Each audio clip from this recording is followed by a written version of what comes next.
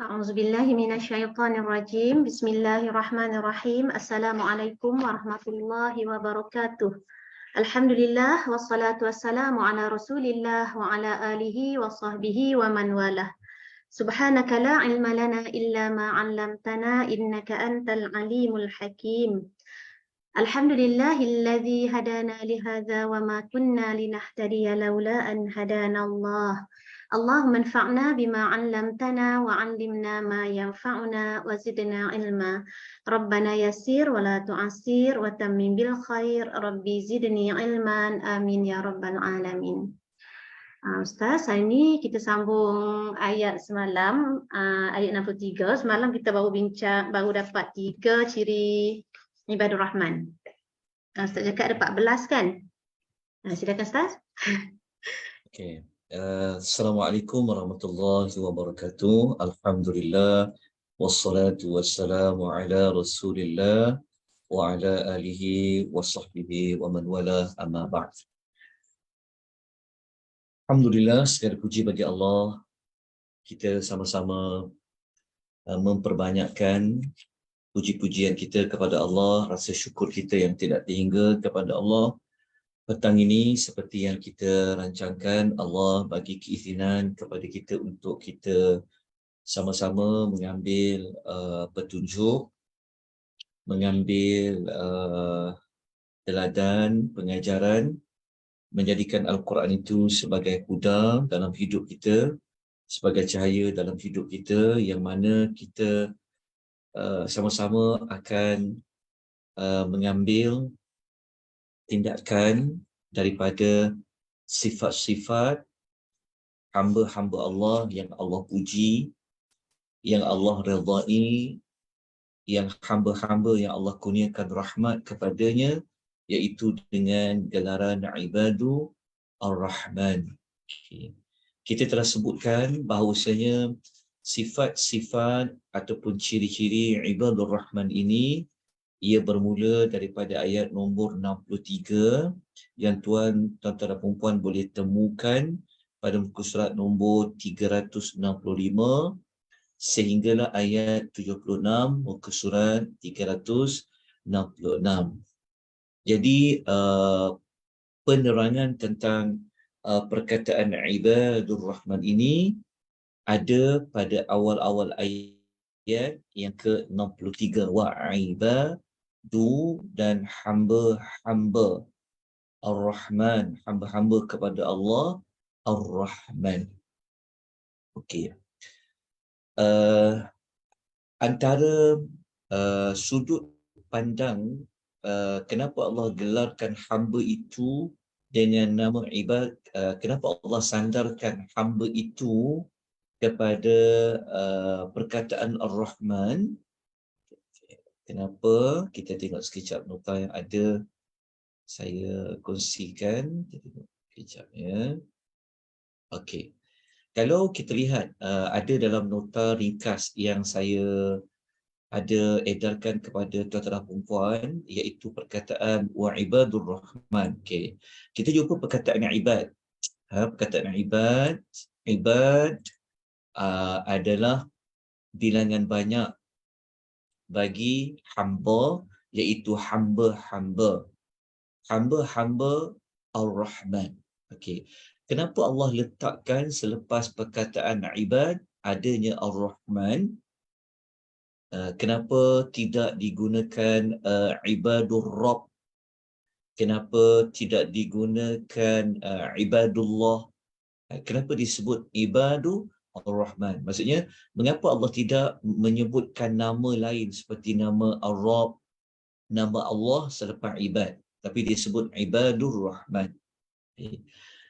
Salah satu daripada ulasan para ulama tafsir mengatakan bahawasanya penyandaran atau penggabungan kalimah ibad diletakkan, digandingkan dengan nama Ar-Rahman adalah sebagai bentuk tashrif. Tashrif ni maknanya sebagai bentuk penghormatan dan juga sebagai takrim, iaitu sebagai bentuk kemuliaan. Okay. Kenapa Allah menyebut hamba lepas tu dia letakkan namanya Ar-Rahman? Nak menunjukkan bahawasanya hamba yang Allah nak sebut ni, ia ini adalah hamba yang Allah Ta'ala memberikan penghormatan dan Allah memberikan kemuliaan. Ya, bukan senang untuk kita dapat gelaran Allah panggil kita ini hamba kepada Ar-Rahman. Tapi moga-moga kita usahalah ya dengan usaha yang kita lakukan, perubahan, kita belajar, moga-moga kita menepati sikap kita, tingkah laku kita, ibadat kita seperti hamba yang layak disebut sebagai ibadur Rahman. Okey. Sudut lain sebenarnya, kenapa Allah memilih namanya Ar-Rahman? Ya, kalau yang ni, kalau kita bincang ni tadi ni adalah kenapa disebut tentang nama Ar-Rahman tu? Okey, kerana Allah nak memuliakan, sebab apabila digandingkan saja dengan nama Allah, so dia akan jadi mulia macam tu. Okey. Sudut tafsiran yang lain, kenapa disebutkan hamba kepada Ar-Rahman? Okey, yang lain menunjukkan bahawasanya kita tahu nama Ar-Rahman tu adalah merujuk kepada rahmat Allah yang sangat luas, kan? Nama Ar-Rahman tu kan maknanya al-mubalaghah min ar-rahmah. Kita tahu bahawa kalau sebut nama Ar-Rahman ni menunjukkan rahmat Allah yang luas, yang merangkumi semua makhluknya. Okey. Jadi apabila disebut ibadur Rahman, hamba kepada Ar-Rahman, mengisyaratkan bahawa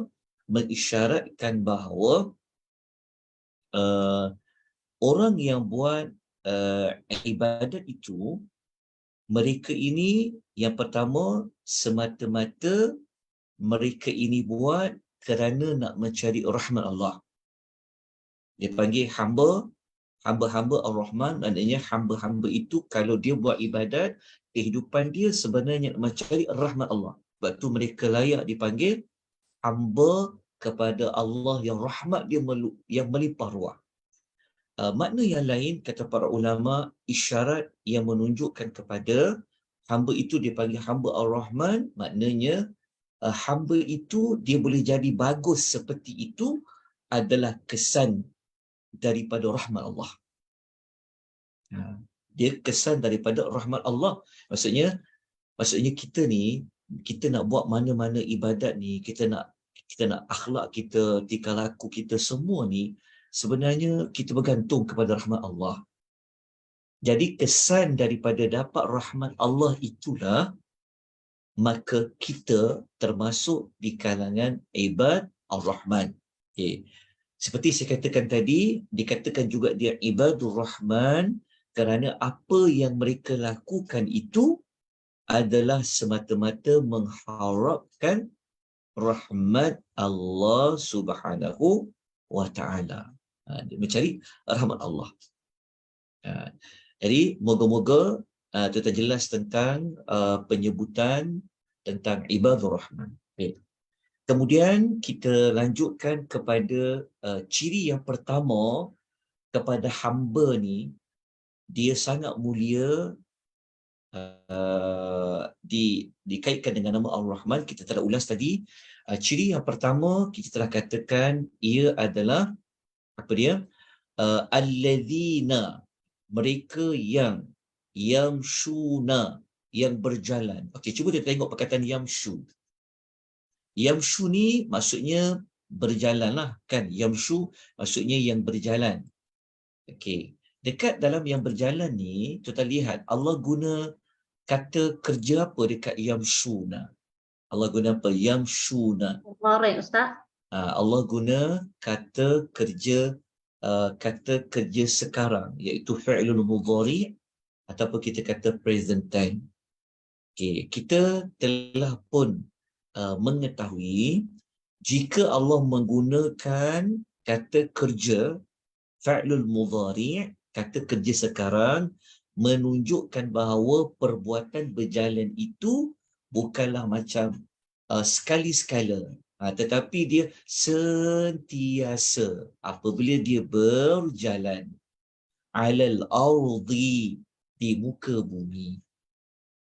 Okey, maksudnya yang berjalan tu maknanya apa? Yang sentiasa.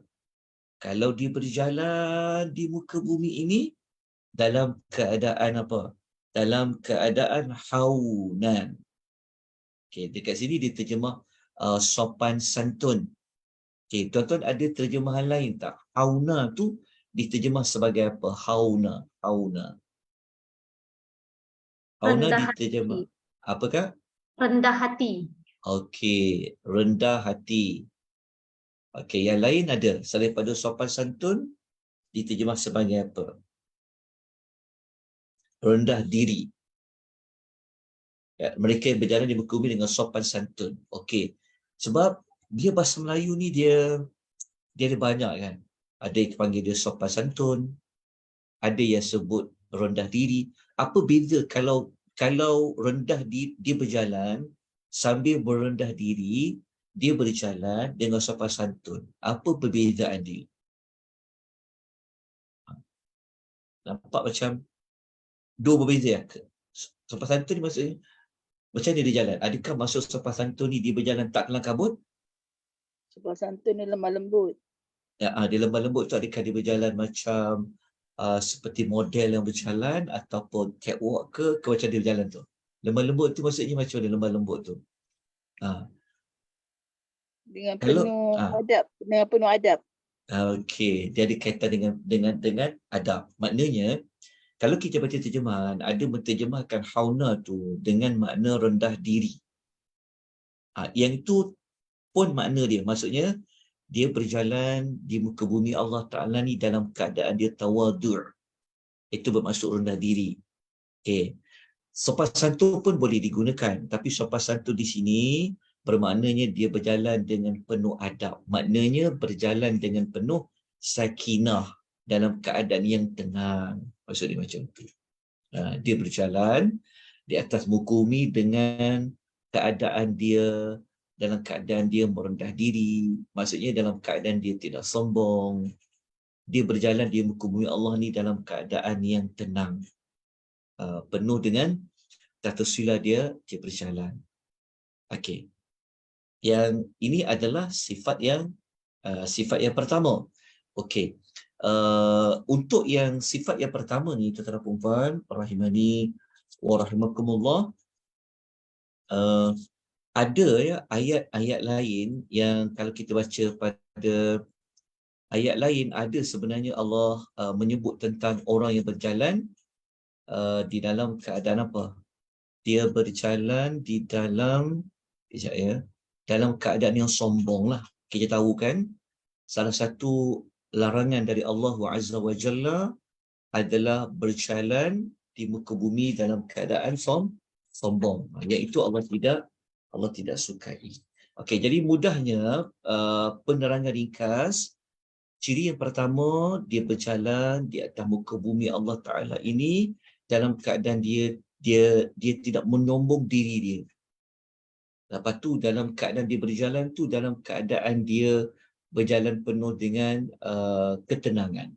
Itu dua makna.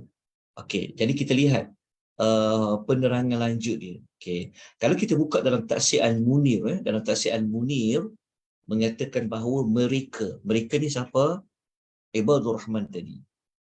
Adalah orang-orang yang berjalan dengan tenang. Okey. Dengan merendah diri. Okey. Penuh wibawa. Tanpa sombong, tanpa takut. Okey.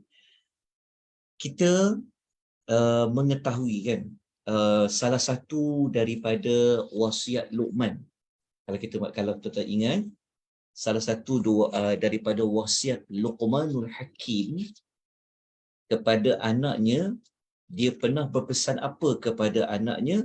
Salah satu daripadanya, kalau tuan-tuan boleh rujuk Al-Quran, tuan boleh tengok muka surat 412 412. Tuan lihat ayat nombor 18.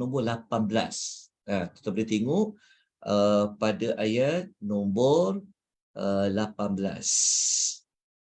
Ayat nombor 18, muka surat 412, surah Luqman, surah yang ke-31. Dia ada duduk dekat juzuk yang ke-21. Tuan tengok ayat yang tiga terakhir ke bawah tu. Surah Luqman, kita pernah mengetahui, kita pernah dengar kan, kita pernah baca bahawa Luqman pernah pesan kepada anaknya. Salah satunya Luqman Luqman kata apa pada anaknya? Wala tamshi fil ardi maraha. Dia pernah pesan kepada anaknya pada ayat nombor 18. Dia kata pada anaknya, janganlah engkau, janganlah engkau tu maksudnya apa? Berjalan di bumi, wala tamshi. Sama macam kita sebut tadi, yamshuna, sentiasa berjalan kan. Tapi dalam nasihat Luqman ni dia menggunakan nada, dalam nada dia mengatakan bentuk larangan. Dia kata janganlah engkau berjalan di bumi dengan apa? Maraha, dengan lagak yang sombong.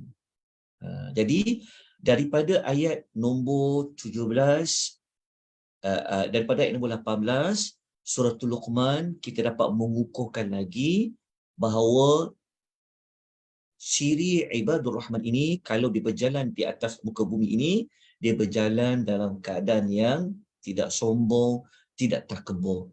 Kita kuatkan dengan pesanan Luqman tadi. Kemudian tuan-tuan dan puan-puan rahimani wa rahimakumullah, ada lagi penerangan, sebab dalam tafsir Al-Munir dia kata penuh kewibawaan. Maksud kewibawaan ni maksudnya apa? Berjalan dengan penuh macam-macam mana bentuk kewibawaan ni. Okey, kita tengok dalam hadis. Okey, ada di dalam hadis Nabi bagi contoh, ini cerita tentang orang yang dia pergi solat. Cara dia pergi solat ni, kita boleh gunakan dia untuk memperincikan lagi cara berjalan. Okey, ini Nabi pesan. Nabi SAW berpesan, Nabi kata, "Idza ataitumus salata fala ta'tuha wa antum tas'auna." Nabi pesan, apabila kamu mendatangi solat, maka janganlah kamu mendatangi dalam keadaan tergopoh-gapah. Sebab tu kalau kita tengok kan, orang tu dia dah terlewat kan, dengan parking je dekat mana-mana, kadang-kadang sekali dia masuk masjid itu, slipper dia terbang kan. Pop di tangga kasut tu. Dia punya nak kejar, dia punya nak kejar dapat saf tu. Ataupun dia kata dia punya nak kejar supaya tak nak masbuk ni. Dia laju dia. Iaitu Nabi tak bagi. Nabi kata kalau kau mendatangi solat, datang dia, jangan datang keadaan tergopoh-gapah. Tapi Nabi kata datanglah dalam keadaan yang tenang. Okey.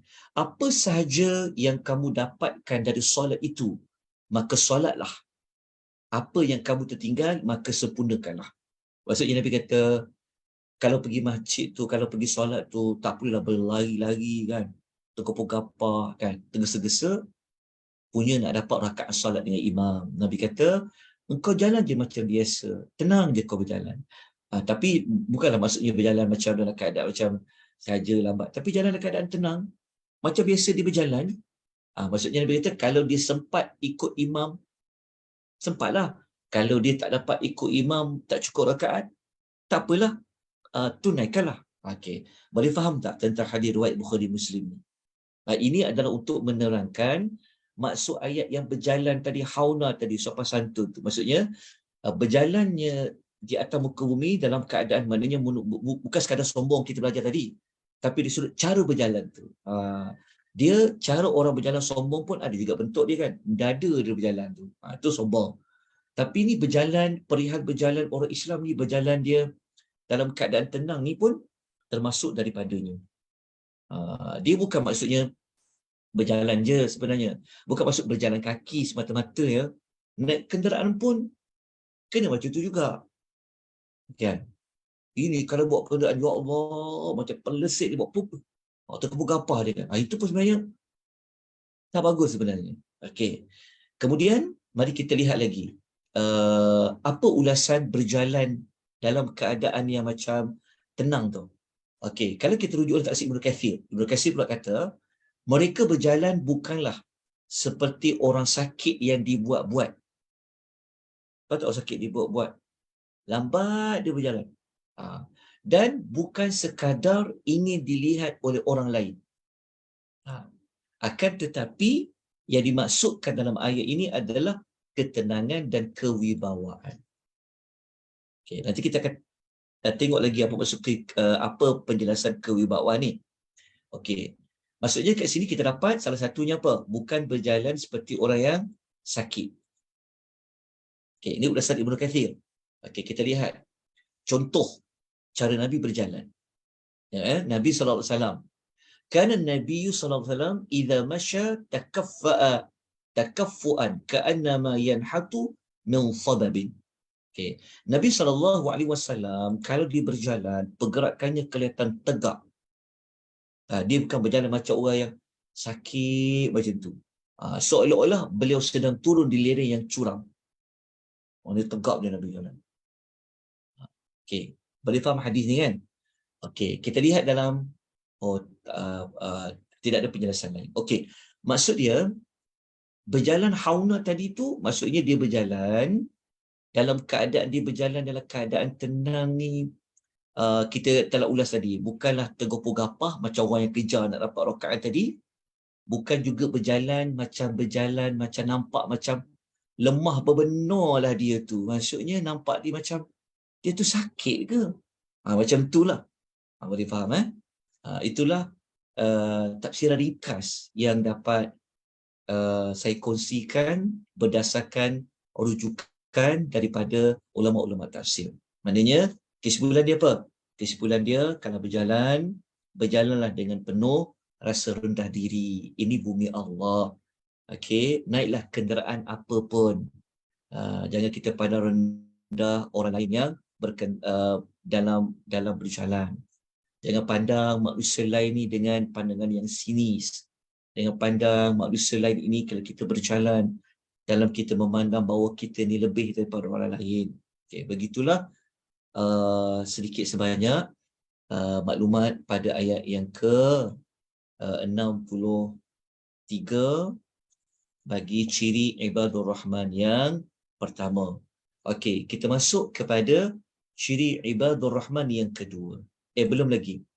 Betul yang kedua, tetapi sebenarnya ada para ulama dia tak jadikan ayat ni wa idza khatabahumul jahilu naqalu salama. Ada setengah ulama dia menjadikan ayat wa idza khatabahumul jahilun ni ini adalah contoh mereka yang berjalan dalam keadaan merendah diri tadi. Sebab tu ada para ulama dia kata ayat 63 ni satu je sifat ibadur rahman. Tapi ada setengah para ulama mengatakan dalam ayat 63 ni ada dua. Sebab itu kita tengok ada setengah ulama kata ada 8, ada yang kata 10, ada yang kata ibadur rahman dia pecah jadi 12, ada yang pecah dia jadi 14. Kat mana bezanya? Kerana cara mereka mengambil ayat ni. Kalau ada setengah para ulama kata contoh orang yang tidak sombong berjalan di atas muka bumi ini, dia bawalah contoh dia wa idza khatabahumul jahiluna qalu salama. Sebab tu dia jadi satu. Tapi ada para ulama kata wa idza maksudnya adalah ciri yang kedua dan apabila sebut dan maknanya menunjuk kepada apa? Ada ciri yang lain. Okey. Wa idza dan apabila khatabahumul orang yang jahilun, orang yang jahil ini khatabahumul menyampa mereka, tegur mereka. Kan? Qalu mereka ibadur rahman tu akan menjawab, akan mengatakan salama dengan perkataan yang baik-baik.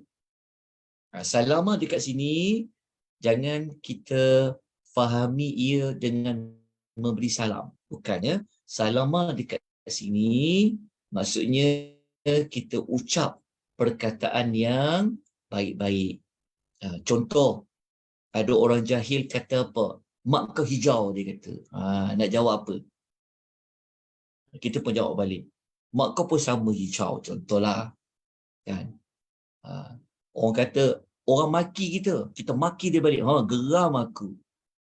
Yang tu bukan sifat orang yang dia qalu salama. Kalau orang buat kenderaan kan, contoh kan. Oh, sedap-sedap dia potong aku nak potong dia balik. Tu tengok kan, tu kita tengok banyak kes-kes yang gaduh dekat jalan raya kan. Langgar sendiri, langgar. Sebab apa? Sebab dia dah angin dah. Kan? Dia kuat hajar, dia potong tanpa signal. Dia pun buat macam orang tu juga. Itu bukan sifat ibadur rahman. Kalau ada sifat macam tu, kadang-kadang naik angin juga, betul tak? Dia elok bawa kereta. Tiba ada je orang pintas kita. Kita pun jadi cepat naik angin, kita pun buat balik macam tu dekat dia. Yang tu sebenarnya termasuk di dalam wa idza khatabahimul jahil. Sepatutnya kita kena salama. Salama ni maksudnya apa? Salama ni maksudnya adalah apa perkataan yang kita nak gunakan ia tidak membawa kepada dosa. Perkataan yang elok-elok, perkataan yang baik-baik. Dalam bulan puasa kan, dalam bulan puasa kita ada guna kaedah ni.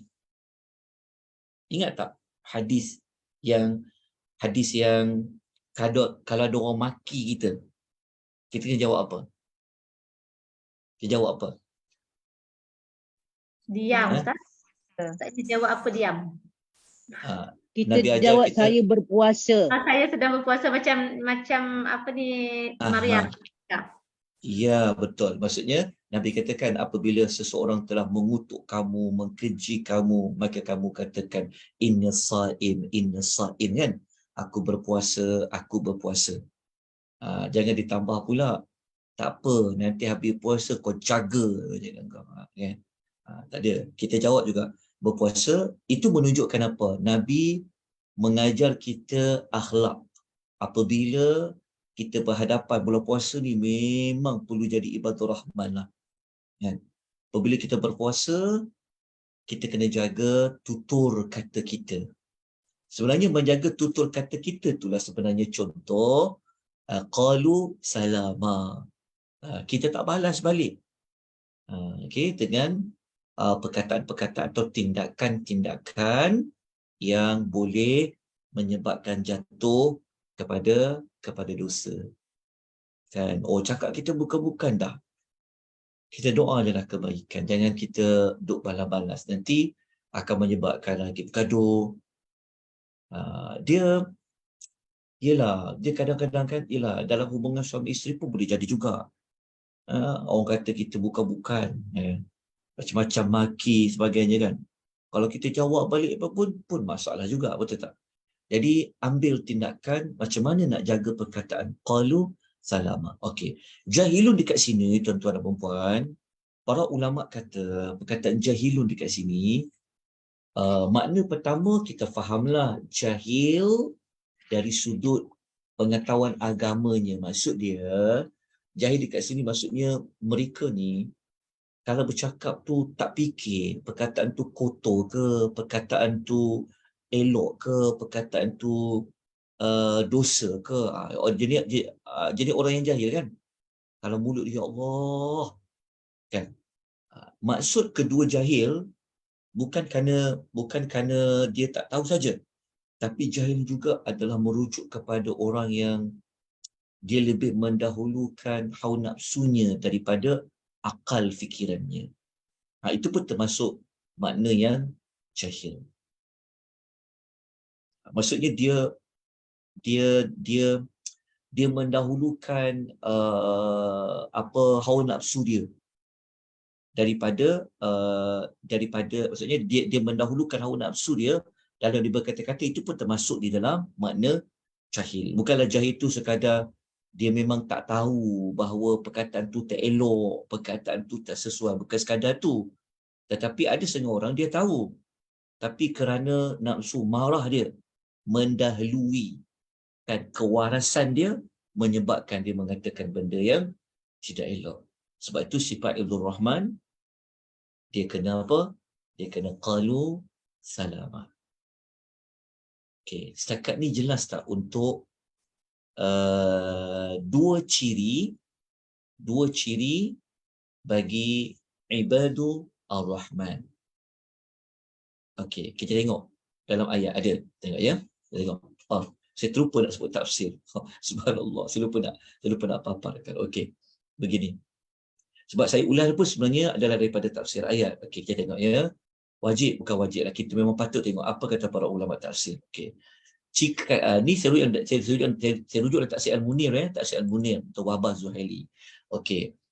Kata Dr. Wahbah Zuhaili rahimahullah, jika orang jahil melontar perkataan yang buruk kepada mereka, mereka tidak membalasnya dengan perkataan yang buruk, melainkan mereka memaafkannya. Mereka berlapang dada dan mereka tidak mengatakan dengan perkataan melainkan dengan berkata yang baik. Okey, setakat ni boleh faham ulasan Datuk Wahbah ni. Okey. Okey, kemudian kita tengok satu lagi, ni tafsir Ibnu Katsir pula. Okey, dalam tafsir Ibnu Katsir memberikan tafsiran ayat, beliau mengatakan jika orang jahil mengumpat mereka dengan ucapan yang buruk, mereka tidak membalasnya dengan ucapan yang buruk pula. Akan tetapi mereka memaafkan, mereka membiarkan dan tidak membalasnya melainkan dengan perkataan yang baik. Samalah seperti mana yang diulang oleh Dr. Wahbah yang kita sebut tadi. Kita bagi contoh apa? Kita bagi contoh macam orang yang berpuasa, apabila dia dikutuk, dimaki, dia mengatakan perkataan yang baik apa? Aku sedang berpuasa. Aku sedang berpuasa. Okey. Jadi tuan-tuan dan puan, kita tengok kepada ulasan lain. Okey, kalau kita baca ulasan tabi'in, iaitu Mujahid ya, beliau mengatakan salaman, iaitu maknanya mengucapkan kebenaran. Ucapkan kebenaran itu maksudnya kita nak balas balik tu, ucap benda yang benar lah, yang betul. Dalam tafsir Jalalain kata, ni tafsir Ibnu Katsir. Kalau dalam tafsir Al-Jalalain, tahu kan tafsir Jalalain kan? Al-Imam Suyuti dengan Al-Imam Jaluddin Al-Mahalli. Okey, apa maksud salama? Ucapan yang membuat mereka selamat dari dosa. Ini yang saya telah sebutkan tadi pada peringkat awal. Bukan maksud salama tu maksudnya bagi salam. Orang maki kita kata Assalamualaikum. Bukan maksudnya seperti itu. Okey, boleh jelas. Okey, maksudnya salama kat situ maknanya kita lontarkan kembali, kita cakap dengan ucapan selamat daripada dosa. Okey, saya akan tunjukkan lagi. Kita tengok macam mana Nabi Ibrahim dia menjawab perkataan bapanya. Okey, kita tengok ya. Ketika Nabi Ibrahim kata kepada ayahnya, dia kata apa? Ya abati. Dia panggil ayahnya dengan perkataan yang sangat sopan.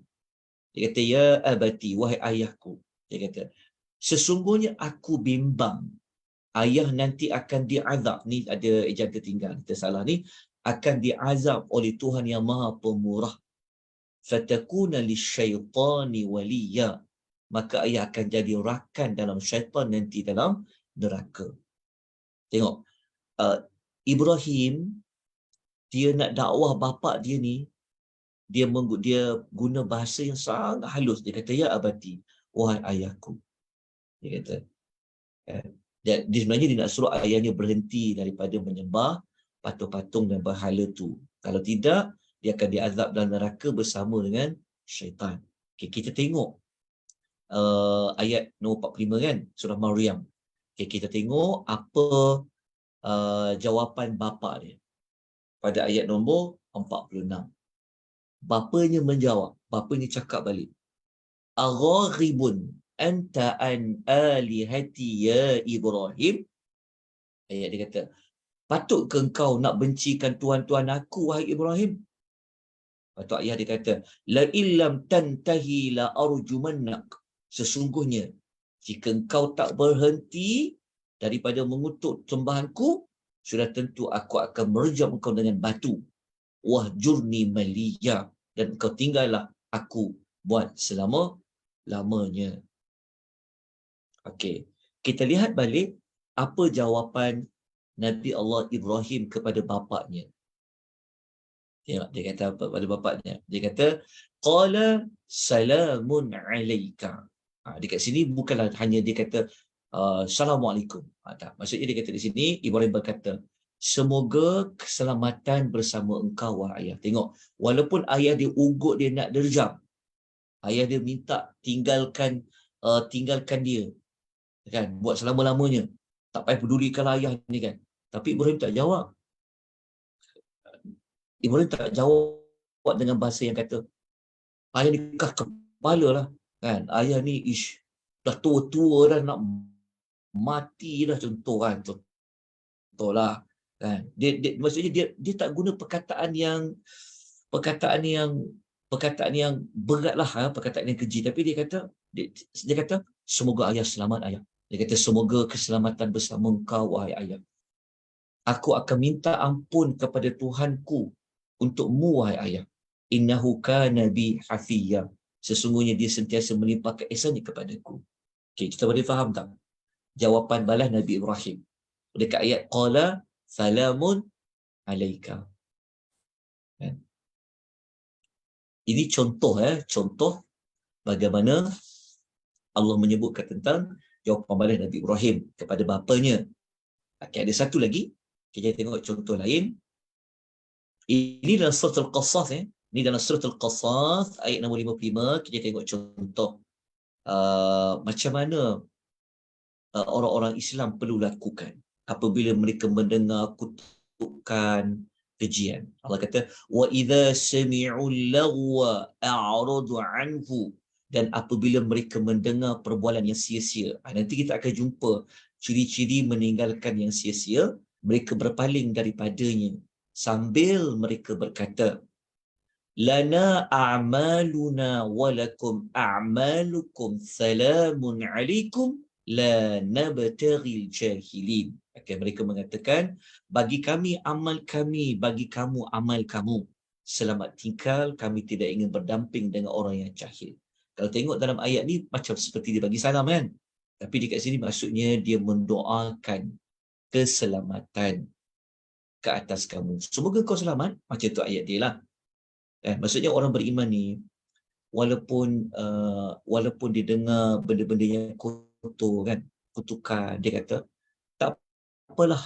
Kita kata macam soalan kita kata, aku dah bagi nasihat dekat hang, hang nak dengar itu. Maksudnya kita kata aku bagi nasihat dekat hang, aku bagi nasihat, hang pula maki-maki aku kan. Kita kata kita dah bagi nasihat kan dengan kadar yang mampu, itu tanggungjawab kita. Lepas tu kita kata semoga kau selamat, dia kata. Tapi aku tak setuju, aku tak nak join kau, aku tak nak bersama dengan kau. Aku dapati apa yang kamu katakan itu, kamu lakukan itu adalah benda yang mungkar. Boleh seperti mana ayat ni kita boleh gunakan. Tapi kita taklah sampai nak maki orang tu kan, menerakakan orang tu kan. Sepatutnya kita doakan dia apa-apa pun ala kulli hal, semoga kau selamatlah. Kan, kita ucapkan seperti itu. Baik, tuan-tuan dan puan, jelas untuk ciri yang kedua. Kita nak masuk kepada ciri ibadur rahman yang ketiga. Ada apa-apa penambahan tak setakat ni untuk ayat nombor 63? Ada pertanyaan? Ya, Kak. Sekiranya kita menggunakan perkataan go to hell tu, elok tak elok Ustaz? Oh, yang itu sebenarnya kena tinggalkanlah sebenarnya. Go to hell tu perbuatan yang bukan salama. Okey. Kita kata go to hell tu dalam bahasa Melayu apa? Masuk neraka apa? Pergi neraka lahir. Sepatutnya kita doakan dia dapat keselamatan. Kita doakan dia semoga Allah menyelamatkan kamu. Itu yang sepatutnya. Macam Nabi Ibrahim cakap dekat bapa dia, patutnya Nabi Ibrahim dia cakap macam tu kat ayah dia kan. Terang kan. Tapi dia tak cakap macam tu. Dia kata salam alaik. Jadi kita cakap dia yang baik. Semoga Allah bagi hidayah. Semoga Allah bagi rahmat. Kita jawab macam tu. Pada apa yang bakal Quran itu kan, kita macam marah lah kan. Kita ekspresi kita dan kita macam tempat benda neraka dan nanti macam tu kan. Jadi macam mana Ustaz? Oh, yang itu Okey. Kita memang dituntut untuk menunjukkan rasa tidak setuju kerana dia benda mungkar kan. Kita boleh gunakan cara yang maksudnya kita boleh gunakan cara menunjukkan ketidaksetujuan kita kepada orang itu. Tapi sebab pertama dia orang kafir. Orang kafir ni memang musuh Allah dan musuh Rasul. Betul tak? Kan ada baru ni ada penceramah tu dia minta maaf sebab dia cakap dekat orang India atau apa menyembah syaitan kan. Sebenarnya betul lah untuk jaga hati tu betul lah, tapi sebenarnya di surah Yasin memang Allah kata menyembah syaitan. Kan Allah kata alam ahad ilaikum ya bani adam alla ta'budu syaitan. Allah kata pada orang kafir, bukan katalah aku ingatkan kamu, kenapa kamu pergi menyembah syaitan? Sebenarnya Yasin itu tengah-tengah menyebut. Betul lah. Orang yang kafir ni sebenarnya mereka menyembah apa? Menyembah syaitan. Cuma kita kena jelaskan menyembah syaitan tu apa? Maksud dia mentaati, mengikuti apa yang syaitan sukai. Itulah maksud menyembah syaitan. Okey, jelas tuan-tuan. So, macam itulah maksud dia. Kita doakan semoga orang yang musuh kepada Islam tu semoga Allah memberikan dia hidayah taufiq. Maksud dia macam tu. Doakan dia semoga dia mendapat hidayah, semoga dia mendapat hidayah taufiq, semoga dia masuk Islam. Itulah yang sebaik-baiknya lah. Supaya orang nampak. Tapi kita kena menunjuk ketidaksetujuan kita tu. Menunjukkan. Kita tak setuju. Ini perbuatan yang tak boleh ni, gini-gini. Tapi dalam masa yang sama kita katakan. Supaya dia berada dalam dapat rahmat Tuhan. Dia mendapat hidayah. Orang kafir kita tak boleh doakan dia dapat rahmat. Kita doakan dia semoga dia mendapat hidayah. Taufik. Baik. Ya. Ustaz, akak nak tanya yang macam yang tadi tu yang berjalan tidak seperti orang sakit tu kan, yang macam buat-buat tu, betul kan ada yang tok guru kita jalan yang muda pun tapi pakai pegang tongkat tu, macam mana Ustaz? Oh, yang tu saya wallahu ta'ala alam yang Ada kotlah ada sunnah apa ke Nabi pegang tongkat ke apa ke, tak ada lah. Oh, wallahu ta'ala yang tu. Tapi kalau kita tahu memang Nabi Musa sendiri pun dia bawa tongkat. Kan? Tongkat Musa kan? Tapi Ya, tapi dia untuk halau ya, apa, gembala dia. Ya, maksudnya dia bawa tongkat tu ketika mana Allah tanya dekat dia kan. On the way nak balik Mesir tu. Ada apa kat tangan kau tu? Dia kata ni tongkat kayu lah. Daripada kayu dia kata tongkat. Dia gunakan untuk macam kalau nak ambil daun-daun, dia pukul pokok tu supaya daun dia jatuh tu tak? Lepas tu dia gunakan untuk angkat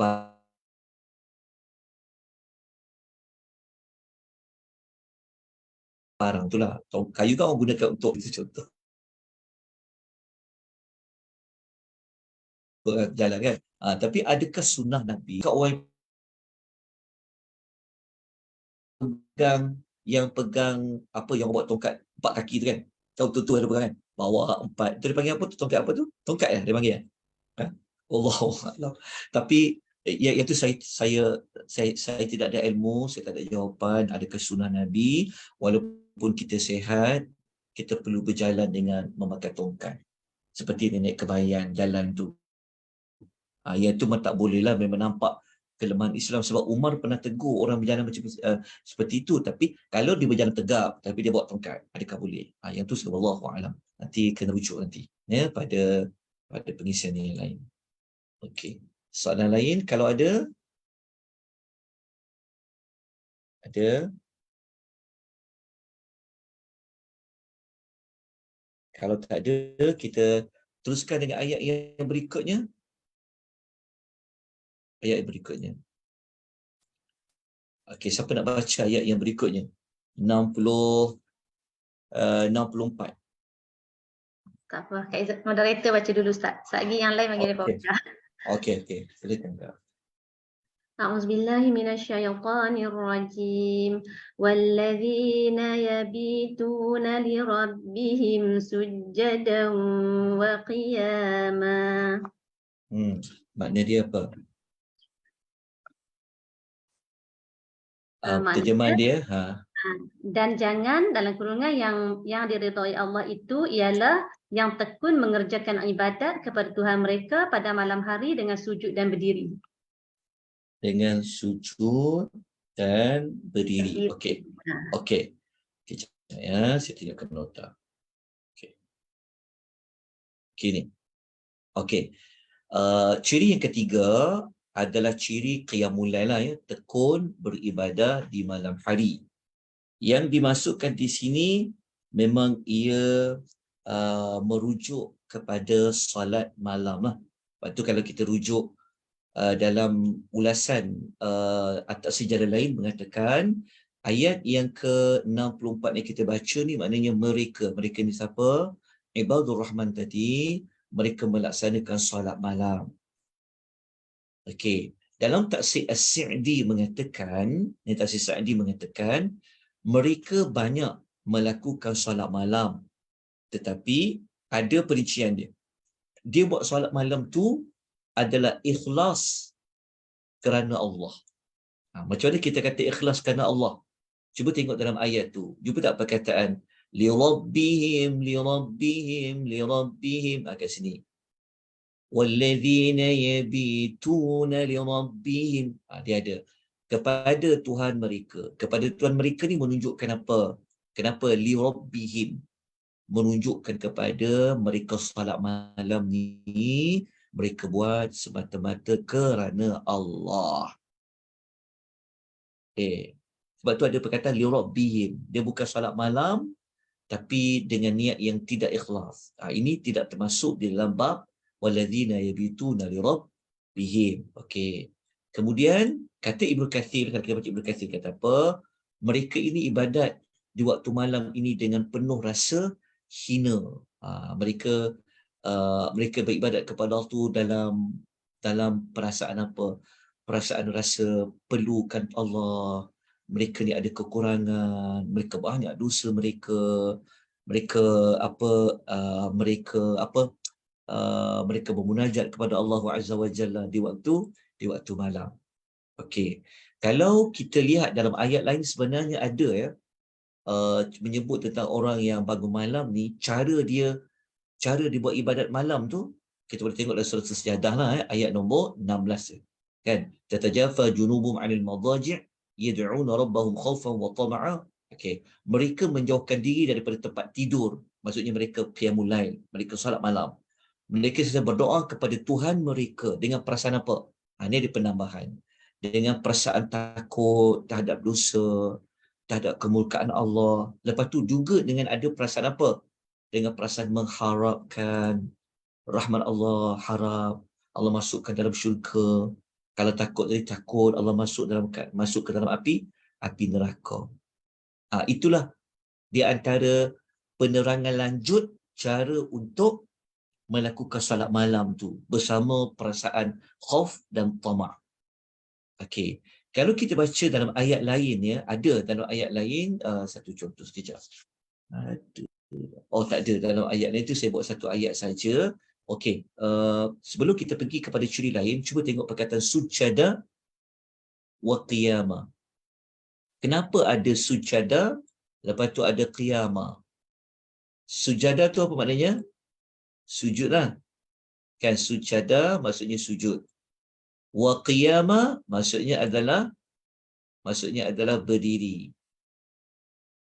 Kenapa Allah kata mereka sujud dan mereka berdiri? Okey. Menunjukkan apa? Menunjukkan di sini kalau kita sebut sujud, kita fahamlah sujud tu maksudnya apa? Salat lah disebut tentang salat. Okey, kalau sebut qiyam tu salat lah. Kan sebab dalam salat mesti ada sujud, betul. dalam salat mesti ada berdiri tegak kan, qiyam, berdiri betul. Dia panggil qiyam. Okey. Persoalannya adalah para ulama bincang kenapa kenapa dalam ayat ni Allah menyebut bentuk salat tu, Allah tak kata macam, maksudnya kenapa tak sebut rukuk kan? Kenapa tak sebut i'tidal? Kenapa sebut sujud dan qiyam? Okey. Tuan-tuan, kalau solat malam ni memang para ulama bahas tau. Nak sujud lama paling afdal ke atau nak berdiri lama yang paling afdal?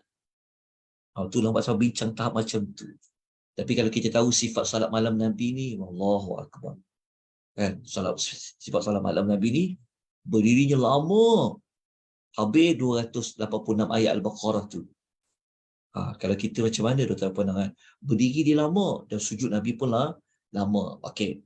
Jadi hikmah yang pertama, penyebutan sujud dengan qiyam dekat sini adalah nak menunjukkan tentang kemuliaan yang ada pada dua bentuk, dua sifat perbuatan ni, pada sujud dan juga pada qiyam. Okey. Sujud, okey, kalau sujud kita tahu kan, dalam sujud ni dia membawa makna apa? Kalau kita sujud, kita dengan Allah tu macam mana kalau kita sujud? Kita dengan Allah tu macam mana kalau kita sujud? Rendahlah kita. Tunduk kepada Allah. Kita rendah. Kita pada tempat yang kita pijak tu kita paling rendah. Allah tu maha tinggi. Ya, itu. Okay, salah satu sebab kenapa Allah menyebut sujud, maksudnya kedudukan nilai sujud tu kan. Kita akan sujud dengan 7 anggota kita kan, dengan muka kita, dengan koda lutut kita, kaki kita, tangan kita kan, 7 anggota tu. Okey. Kemudian kita kan sedia maklum, pada sujud ni kan merupakan tempat salah satu doa yang mustajab. Kita kan pernah dengar hadis, Nabi mengatakan, aqrabu ma yakunul 'abdu min rabbihi wa huwa sajidun. Kan Nabi kata, sehampir-hampir hamba itu dengan Tuhannya adalah ketika dia apa? Dia sujud. Yang paling dekat sekali seorang hamba itu dengan Allah adalah ketika mana? Ketika dia sujud. Tapi dalam ayat ni Allah juga menyebut tentang qiyam. Qiyam ni berdiri betul. Okey, berdiri betul tu tempat kita buat apa dekat berdiri betul? Tempat kita baca Quran kan? Kan orang berdiri kan? Orang akan baca Fatihah, lepas tu dia baca surah. Jadi dekat sini menunjukkan bahawa itu para ulama bincang. Nak sujud lama ke? Sebab sujud lama ni tempat kita kena banyakkan doa. Sebab Nabi kan suruh kita fajtahidu doa. Nabi kata banyakkan doa kan. Lepas tu dekat qiyam ni berdiri betul ni, dia berdiri tegak ni, dia tempat apa? Tempat orang baca Quran. Baca Quran menunjukkan di sini sebenarnya okey, dia punya kesimpulan ni nak sebut tentang salat malam. Tetapi untuk menunjukkan pada solat malam ni, dia punya kehebatan solat malam ni ada pada sujudnya dan juga ada pada qiyamnya. Kan? Qiyam tu kenapa? Kerana tempat yang sangat baik membaca Al-Quran di dalam salat. Sebab kita tak baca Quran ketika sujud, tapi ketika berdiri. Begitu juga sujud ni, dia merupakan tempat yang kita paling dekat dengan Allah Azza wa Jalla. Doa kita mustajab. Kenapa? Kerana sujud ini simbolik menunjuk kepada orang yang tunduk. Dan orang yang tunduk dan orang yang patuh kepada Allah Azza wa Jalla. Sujud, kita kan kalau kita hormat pada orang kan kita tundukkan badan. Ini bukan sekadar tundukkan badan. Tetapi sujud tu. Jadi sujud ni juga adalah simbolik. Kita kata dia simbolik kepada orang yang hina, kepada orang yang dia merendah diri. Kerana sebelum ni ingat tak, kita belajar apabila orang kafir Allah minta kepada mereka supaya sujud kepada Allah Ar-Rahman kan? Mereka tidak mahu kan?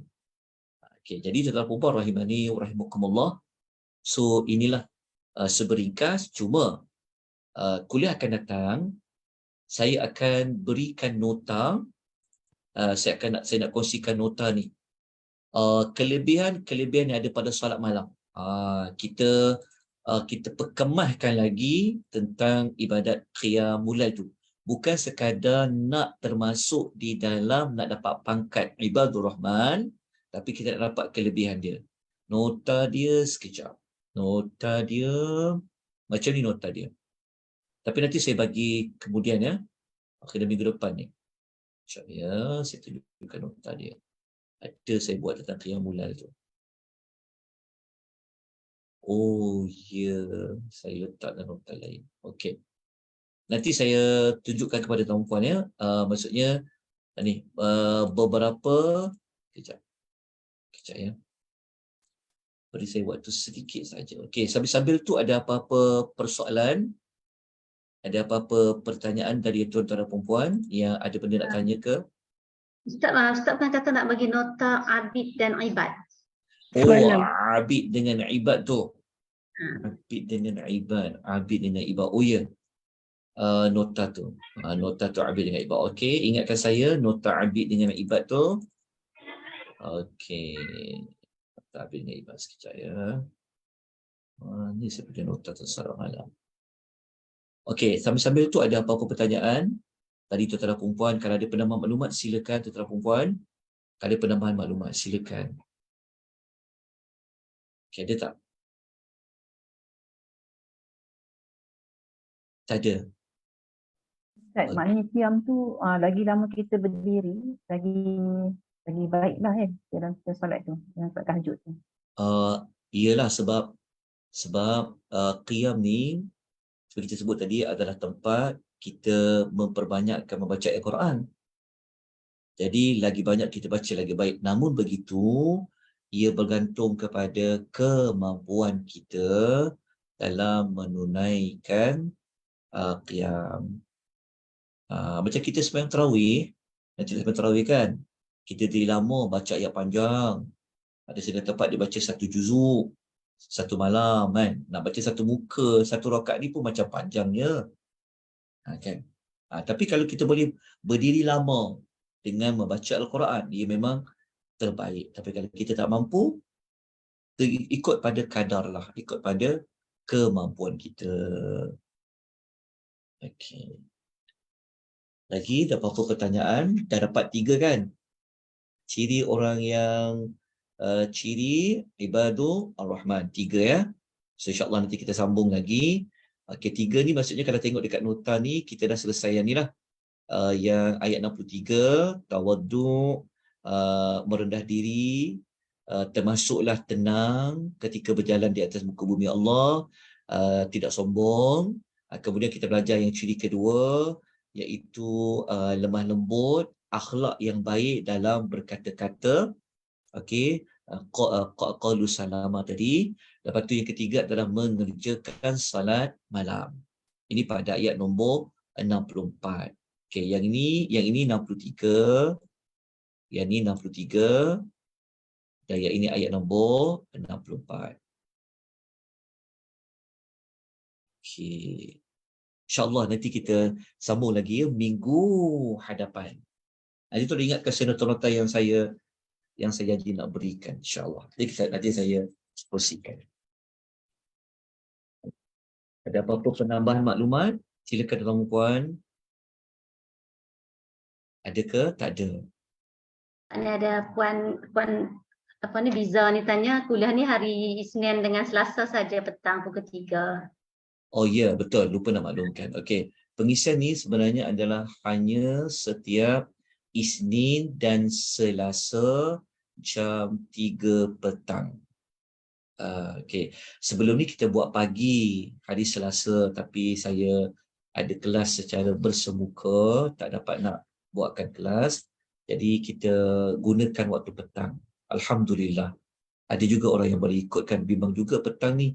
Tapi Alhamdulillah dengan rahmat Allah, Allah bagi hidayah taufik kepada kita, satu rezeki, satu nikmat yang besar Allah bagi pada kita. Baik, kalau ada sebarang penyampaian saya yang ada kekurangan, kelemahan, saya ampun dan maaf ya tuan-tuan dan puan-puan. Pada nota-nota yang saya kongsikan juga, kalau ada kekurangan saya ampun maaf. jika saya ada tersalah fakta ya, sebab ayat Quran ni mulia, agung, kalau ada mana-mana tafsiran saya yang salah, tolong juga memberikan teguran. Jadi kita ucapkan banyak-banyak jazakumullahu khair kepada penganjur kita, iaitu daripada jemaah Ahsanu Amalah. Okey, silakan Kak penutup. Alhamdulillah, jazakumullah khair Ustaz semua. Ini kita dapat 3, insyaAllah nanti hari Isnin depan lah kita sambung semula perkongsian Ustaz untuk sambungan ciri-ciri ibadah Rahman. Jadi kita akhiri dengan tasbih kafarah. Subhanakallahumma wa bihamdika.